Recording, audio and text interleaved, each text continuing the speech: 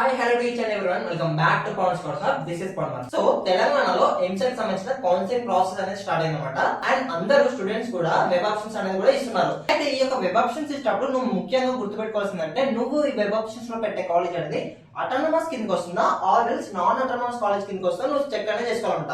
So ఎందుకు bro ఈ యొక్క అటానమస్ కాలేజ్ అసలు ఏంటి, ఈ యొక్క నాన్ అటానమస్ కాలేజెస్ ఏంటి, అసలు వీటి మధ్యలో డిఫరెన్స్ ఏంటి అని చాలా మంది అయితే అడుగుతున్నారు. సో అందుకే ఈ వీడియోలో నీకు అటానమస్ కాలేజ్ బెస్టా లేకపోతే నాన్ అటానమస్ కాలేజ్ బెస్టా, సో అటానమస్ కాలేజ్ కి అండ్ నాన్ అటానమస్ కాలేజ్ కి మధ్య డిఫరెన్స్ ఏంటి అన్ని కూడా మనం అయితే డిస్కస్ అని చేద్దాం అనమాట. అటానమస్ కాలేజ్ అనేది ఒక కాలేజ్ కి సర్టెన్ రూల్స్ అండ్ రెగ్యులేషన్స్ అన్ని కూడా ఈ యొక్క కాలేజ్ డిసైడ్ చేసుకుంటారు అనమాట.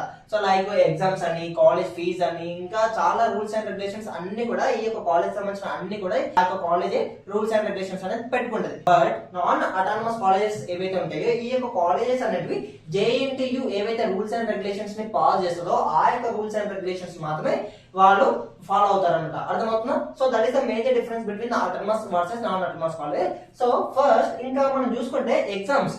So this is the major thing which you should have to know అనమాట. సో అటానమస్ కాలేజ్ లో నీకు ఎగ్జామ్స్ అనేది కాలేజ్ లోనే కండక్ట్ చేస్తారు అనమాట. అంటే నువ్వు సపోజ్ ఒక కాలేజ్ లో చదువుతుంటే ఆ యొక్క కాలేజ్ అనేది అటానమస్ కాలేజ్ అయ్యి ఉంటే ఆ కాలేజ్ లోనే నువ్వు సెమిస్టర్ ఎగ్జామ్స్ అనేది రాస్తావు అనమాట. బట్ ఒకవేళ నాన్ అటానమస్ కాలేజ్ లో నువ్వు ఒకవేళ జాయిన్ అయితే ఈ యొక్క నాన్ అటానమస్ కాలేజ్ లో నువ్వు ఎగ్జామ్స్ అనేది డైరెక్ట్ గా కాలేజ్ లో రాయవన్నమాట. ఎందుకంటే నీకు ఈ యొక్క ఎగ్జామ్స్ అనేది కండక్ట్ చేసేది జేఎన్టీయు యూనివర్సిటీ అనమాట. అర్థమవుతుందా? సో ఈ యొక్క నాన్ అటానమస్ కాలేజ్ లో ఏవైతే ఉంటాయో నువ్వు వేరే ఎగ్జామ్ సెంటర్ కి వెళ్ళి నువ్వు ఈ యొక్క సెమిస్టర్ ఎగ్జామ్స్ అనేది రాయాల్సి ఉంటుంది. నాన్ అటానమస్ కాలేజ్ లో ఈ యొక్క ఎగ్జామ్స్ అనేది కండక్ట్ చేసేది ఏంటంటే యూనివర్సిటీ అనమాట.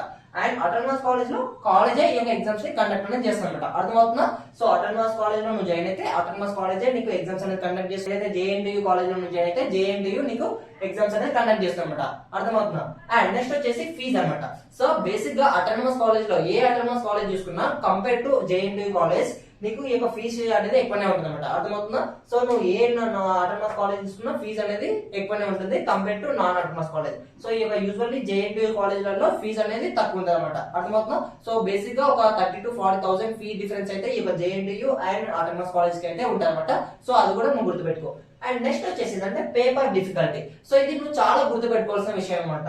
ఎందుకంటే ఏదైతే అటానమస్ కాలేజ్ లో ఉంటుందో ఈ యొక్క అటానమస్ కాలేజ్ లో పేపర్ అనేది ఏదైతే సెమిస్టర్ పేపర్ అనేది నువ్వు రాస్తావో ఈ యొక్క సెమిస్టర్ ఎగ్జామ్ సంబంధించిన పేపర్ అనేది కాలేజ్ వాళ్ళే నీకు ఈ యొక్క పేపర్ అనేది తయారు చేస్తారు అనమాట. అర్థమవుతుందా? అంటే మీ కాలేజ్ ఫ్యాకల్టీ ఉంటారు కదా, మీకు ఎవరైతే సబ్జెక్ట్ చెప్తారో వాళ్ళే నీకు ఈ యొక్క పేపర్ అనేది తయారు చేస్తారు. But non autonomous JNT college లో చూసుకుంటే ఈ యొక్క పేపర్ డిఫికల్టీ లెవెల్ అనేది టఫ్ ఉంటుంది అనమాట. ఎందుకంటే ఈ యొక్క జేఎన్టీ కాలేజ్ లో మీ ఒక్క కాలేజ్ ఉందన్నమాట, అలా చాలా కాలేజెస్ అనేవి ఉంటాయి అనమాట. సో ఏవైతే నాన్ అటానమస్ కాలేజ్ అంటే జేఎన్టీయు యూనివర్సిటీ కింద ఏవైతే కాలేజెస్ వస్తాయో ఆ యొక్క కాలేజెస్ అన్నిటికీ కూడా జేఎన్టీయు యూనివర్సిటీ మాత్రమే పేపర్ అనేది తయారు చేస్తారన్నమాట. సో అన్ని కాలేజెస్ ని దృష్టిలో పెట్టుకొని వీళ్ళు డిఫికల్టీ లెవెల్ అనేది టఫ్ గా ఇస్తారంట. సో యూజువల్ గా నువ్వు autonomous and JNTU college paper తీసుకుంటే ఏ సెమిస్టర్ ఎగ్జామ్ పేపర్ అయినా జేఎన్టీయు పేపర్ అనేది టఫ్ గా ఉంటన్నమాట. సో గుర్తుపెట్టుకో, నువ్వు ఒకవేళ normal student below average student అయ్యి జేఎన్టీయు కాలేజ్లలో పేపర్ అనేది చాలా టఫ్ గా ఉంటుంది అనమాట. అదైతే గుర్తుపెట్టుకో. అర్థమవుతుందా? అండ్ ఇంకా పేపర్ కరెక్షన్. సో ఇది కూడా నువ్వు చాలా గుర్తుపెట్టుకోవాల్సి అనమాట. సో ఏవైతే అటానమస్ కాలేజ్ లో ఉన్నాయో ఈ యొక్క అటానమస్ కాలేజ్ లో పేపర్ తయారు చేసేది కాలేజ్ వాళ్ళే అండ్ పేపర్ కరెక్షన్ కూడా కాలేజ్ లోనే చేస్తారనమాట. అంటే మీ కాలేజ్ స్టాఫ్ చేయరు, వేరే కాలేజ్ వాళ్ళు వచ్చి మీ కాలేజ్ లోనే పేపర్ కరెక్షన్ అనేది చేస్తారనమాట. అర్థమవుతుందా? బట్ ఇక్కడ నాన్ అటానమస్ ఏవైతే జేఎన్టీయు కాలేజెస్ ఉంటాయో ఇక్కడ పేపర్ కరెక్షన్ అనేది యూనివర్సిటీ వాళ్ళు చేస్తారనమాట. అర్థమవుతుందా? అంటే ఈ యొక్క పేపర్ కరెక్షన్ అనేది ఎవరు చేస్తారో కూడా మీకు తెలియదు అనమాట. ఓకేనా? సో ఈ యొక్క పేపర్ కరెక్షన్ అనేది డైరెక్ట్ గా జేఎన్టీయు హ్యాండ్ ఓవర్ ఉంటుంది అనమాట. సో కంప్లీట్ రెస్పాన్సిబిలిటీ అనేది జేఎన్టీయు తీసుకుంటది. ఓకేనా? నెక్స్ట్ వచ్చేసి రిజల్ట్స్. ఈ యొక్క జేఎన్టీయు రిజల్ట్స్ అనేది compare to autonomous college results పోలిస్తే స్లోగా ఉంటాయి అనమాట. ఎందుకంటే వీళ్ళు ఒక్క కాలేజ్ కదా, చాలా నెంబర్ ఆఫ్ కాలేజ్ రిజల్ట్స్ అనేది వీళ్ళు చేయాలి అండ్ చాలా ప్రాసెస్ అనేది ఉంటాయి కాబట్టి జేఎన్టీయు రిజల్ట్స్ అనేది స్లో ఉంటాయి well compare to autonomous college. ఓకేనా? నెక్స్ట్ వచ్చేసి curriculum updates. So curriculum updates ఏంటంటే సపోజ్ ఏదైనా కొత్త సిలబస్ యాడ్ చేయాలన్నా లేకపోతే ఏదైనా అన్వాంటెడ్ సిలబస్ తీసేయాలన్నా లేకపోతే ఇంకేదన్నా ప్రతి ఇయర్ అనేది సిలబస్ అనేది చేంజ్ చేస్తూ ఉంటారు అటానమస్ కాలేజ్ లో. అర్థమవుతుందా? బట్ నాన్ అటానమస్ కాలేజ్ ఏవైతే ఉంటే జేఎన్టీలో ఇందులో కొంచెం ఈ యొక్క ప్రాసెస్ అనేది స్లోగా ఉంటుంది అనమాట. ఎందుకంటే సో డైరెక్ట్ గా యూనివర్సిటీ అనేది అప్పటికప్పుడు రూల్స్ అండ్ రెగ్యులేషన్స్ చేంజ్ అనేది చేయదన్నమాట. ఎందుకంటే చాలా కాలేజెస్ అనేవి ఈ యొక్క JNT rules and regulations follow అవుతాయి కాబట్టి సో అన్ని కాలేజ్ దృష్టిలో పెట్టుకొని వాళ్ళు ఈ యొక్క రూల్స్ అండ్ రెగ్యులేషన్ చేంజ్ చేసే ప్రాసెస్ లో స్లోగా ఉంటారు. బట్ ఏవైతే అటానమస్ కాలేజ్ ఉన్నాయో ఆ ఒక్క కాలేజ్ మాత్రమే ఆ యొక్క రూల్స్ అండ్ రెగ్యులేషన్స్ ఫాలో అవుతారు కాబట్టి వీళ్ళు వాళ్ళకి సంబంధించిన సిలబస్ ఇంకా ఏమైనా ట్రెండింగ్ సిలబస్ అవన్నీ కూడా వాళ్ళు యాడ్ చేసుకుంటారు. ఓకేనా. నెక్స్ట్ వచ్చేసి అంటే ఫ్లెక్సిబిలిటీ. సో అటానమస్ కాలేజ్ లో నీకు లెస్ ఫ్లెక్సిబిలిటీ అనేది ఉంటుంది అనమాట. అర్థమవుతుందా? So but non autonomous college లో ఇక్కడ నీకు మోర్ ఫ్లెక్సిబిలిటీ అనేది ఉంటుంది. సో ఎందుకు అటానమస్ కాలేజ్ లెస్ ఫ్లెక్సిబిలిటీ ఉంటుంది అంటే అటానమస్ కాలేజ్ లో ఇక్కడ రూల్స్ అండ్ రెగ్యులేషన్స్ అనేది చాలా స్ట్రిక్ట్ గా ఉంటాయి అనమాట. అర్థమవుతుందా? సో నీకు కొన్ని కాలేజ్ అయితే నువ్వు మార్నింగ్ 9:30కి వెళ్ళాలి అండ్ ఈవినింగ్ 4 వరకు కాలేజ్ లోనే ఉండాల్సి వస్తుంది. అర్థమవుతుందా? బట్ జేఎన్టీ కాలేజ్ లో రూల్స్ అండ్ రెగ్యులేషన్స్ అనేది కొంచెం ఎక్కువ ఫ్లెక్సిబిలిటీ ఉంటాయి అనమాట. And one more thing, college లో ఒక సర్టెన్ పర్సెంటేజ్ అనేది ఉంటుంది అనమాట, అటెండెన్స్ పర్సెంటేజ్ అనేది. సో యూజువల్ గా అన్ని కాలేజ్ లో 75% అనేది మినిమం అనమాట. అర్థమవుతుందో 75% అనేది ప్రతి కాలేజ్ అటెండెన్స్ అనేది మనకు మెన్షన్ అనేది చేశారు. అయితే ఈ యొక్క 75% కన్నా నీ యొక్క అటెండెన్స్ అనేది తక్కువ ఉంటే ఈ యొక్క కాలేజ్ ఏం చేస్తారంటే కండోనేషన్ ఫీజు అని కలెక్ట్ చేస్తారు నీ దగ్గర నుంచి. అయితే ఈ యొక్క కండోనేషన్ ఫీజు అనేది ఏవైతే అటానమస్ కాలేజ్ ఉంటాయో ఈ యొక్క అటానమస్ కాలేజ్ లో చాలా ఎక్కువ ఉంటుంది అనమాట. సో సపోజ్ మా కాలేజ్ లో తీసుకుంటే మాది అటానమస్ అయినప్పటికీ కూడా మా కాలేజ్ లో 300 ఉంటున్నాయి. బట్ ఈ కొన్ని కాలేజ్ ఎట్లుంటాయి అంటే వాటికి సంబంధించిన రూల్స్ అండ్ రెగ్యులేషన్స్ అన్ని కూడా అవే పెట్టుకుంటారు కాబట్టి మా పక్కన ఉన్న అటానమస్ కాలేజ్ లో 10,000 ఉంటున్నాయి అనమాట. అర్థమవుతుందా? సో ఆ యొక్క కాలేజ్ అటానమస్ మా కాలేజ్ అటానమస్ కానీ మా కాలేజ్ వాళ్ళు 300 పెట్టుకున్నారు, బట్ వాళ్ళు మాత్రం 10,000 పెట్టుకున్నారు. సో ఇంకా వేరే కాలేజ్ వాళ్ళు 5,000, 3,000, 2,000 ఇలా ఉంటారన్నమాట. వేరియస్ ఈ యొక్క జేఎన్టీ కాలేజ్ లో ఈ యొక్క కండోనేషన్ ఫీజు అనేది తక్కువ ఉంటుంది అనమాట, లైక్ 300, 500 ఆ విధంగా ఉంటుంది. అండ్ ఇంకొక మేజర్ ఫ్యాక్టర్ ఏంటంటే ప్లేస్మెంట్స్ అనమాట.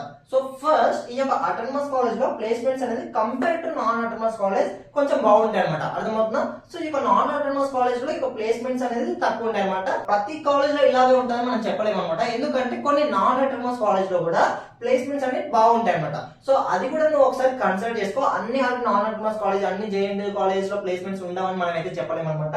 సో కొన్ని కాలేజెస్ ఏవైతుందంటే వాళ్ళ కాలేజ్ రెప్యుటేషన్ పెంచుకోవడం కోసం నాన్ అటానమస్ కాలేజ్ అయినప్పటికీ కూడా ఈ యొక్క ప్లేస్మెంట్స్ లో మంచిగా ఉంటాయి అనమాట. ఈ యొక్క అటానమస్ కాలేజ్ లో అన్ని అటానమస్ కాలేజ్ లో వాళ్ళు సపరేట్ గా వాళ్ళకి కాలేజ్ ఉంటది కాబట్టి వాళ్ళ కాలేజ్ అన్ని కాలేజీల్లో కంటే ముందు ఉండాలి కాబట్టి వాళ్ళు ఏం చేస్తారు, కంపెనీస్ అనేది ప్లేస్మెంట్స్ కోసం తీసుకొస్తారు అనమాట. అర్థమవుతుందా? So that is the major difference between autonomous versus non autonomous college. So నేను ఒకటి చెప్దామని అనుకుంటున్నాను, అదేంటంటే నువ్వు ఒకవేళ బిలో యావరేజ్ స్టూడెంట్ అయ్యి ఉండి నువ్వు ఎంతైనా అమౌంట్ పెడదామని అనుకుంటే సో నువ్వు అటానమస్ కాలేజ్ లో చేయడం. ఎందుకంటే ఇక్కడ నీకు ఈ యొక్క పేపర్ డిఫికల్టీ లెవెల్ అనేది తక్కువ, ఏమంటారు, మోడరేట్ గా ఉంటుంది అనమాట. ఈజీ కొంచెం compare to non autonomous college JNT college తో పోల్చుకుంటే నీకు ఇక్కడ పేపర్ డిఫికల్టీ లెవెల్ అనేది కొంచెం తక్కువ ఉంటుంది అనమాట. అర్థమవుతుందా? సో నీకు మేము ఒక ఎగ్జాంపుల్ చెప్తున్నానండి. మా ఫ్రెండ్స్ కొందరు జేఎన్టీ కాలేజ్ ఏదైతే నాన్ అటానమస్ కాలేజ్ లో ఉన్నారనమాట. సో వాళ్ళకు కొన్ని సబ్జెక్ట్స్ అనేది ఇంకా అవి బ్యాక్లాగ్స్ అనేవి ఉన్నాయన్నమాట. ఇంత ట్రై చేసినా ఆ యొక్క పేపర్స్ అనేది క్లియర్ అనేది అవ్వట్లేదు. సో ఈవెన్ దో వాళ్ళు మంచి చదివే స్టూడెంట్స్ అయినప్పటికీ పేపర్ డిఫికల్ట్ లో అనేది ఇక్కడ కొంచెం టఫ్ గా అయితే ఉంటుంది అనమాట. అర్థమవుతుందా? సో నువ్వు ఒకవేళ బిలో యావరేజ్ స్టూడెంట్ అయి ఉంటే నువ్వు అటానమస్ కాలేజ్ లో జాయిన్ అయితే పేపర్ డిఫికల్ట్ లెవెల్ అనేది తక్కువ ఉంటుంది కాబట్టి నీకు ఇక్కడ పాస్ పర్సెంటేజ్ అనేది ఎక్కువ వస్తుంది అనమాట. అర్థమవుతుందా? సో అదనమాట. ఇంకా నీకు ఈ యొక్క కాలేజ్ సంబంధించిన కానీ ఎంసెట్ కౌన్సిలింగ్ ప్రాసెస్ సంబంధించిన కానీ బీటెక్ సంబంధించిన కానీ ఎటువంటి డౌట్ ఉన్నా let me know in the comment section. So ఈ మన ఛానల్ లో ఈ బీటెక్ అండ్ కోడింగ్ అండ్ ఇంకా రిలేటెడ్ స్టఫ్ అనేది నీకు వస్తూనే ఉంటుంది అనమాట. సో అలాంటి ఇన్ఫర్మేషన్ అన్ని కూడా మనం పెట్టి నీ దగ్గర రీచ్ అవ్వాలంటే అకౌంట్ ఇప్పుడే ఫాలో చేసి పెట్టుకో. So thank you and see you in the next video. Bye by.